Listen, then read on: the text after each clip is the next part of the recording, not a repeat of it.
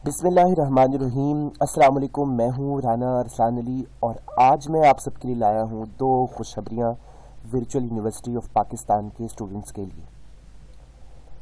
Video को आखिर तक देखिएगा और अगर आपको वीडियो अच्छी लगे लाइक ज़रूर कीजिएगा और बाकी स्टूडेंट्स के साथ ज़रूर शेयर कीजिएगा।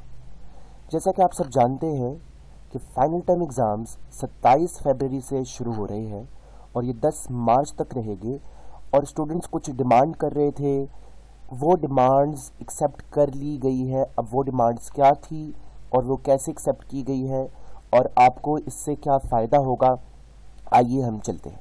तो पहली खुशखबरी क्या है, पेपर पैटर्न चेंज कर दिया गया है। वर्चुअल यूनिवर्सिटी में फाइनल टर्म एग्ज़ाम्स के लिए आपका पेपर पैटर्न चेंज किया गया है। वो किस तरह से?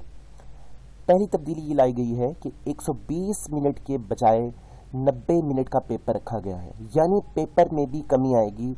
80 नंबर का जो पहले पेपर था वो अब होगा 60 नंबर का।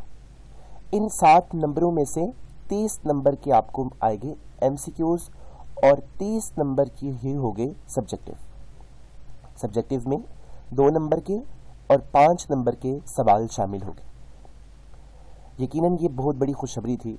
आइए चलते हैं दूसरी बड़ी खुशखबरी की तरफ। स्टूडेंट्स ने ये खास तौर पर डिमांड की थी कि आप एक स्मार्ट सिलेबस अनाउंस करें जिस तरह से बाकी यूनिवर्सिटीज़ ने किया है।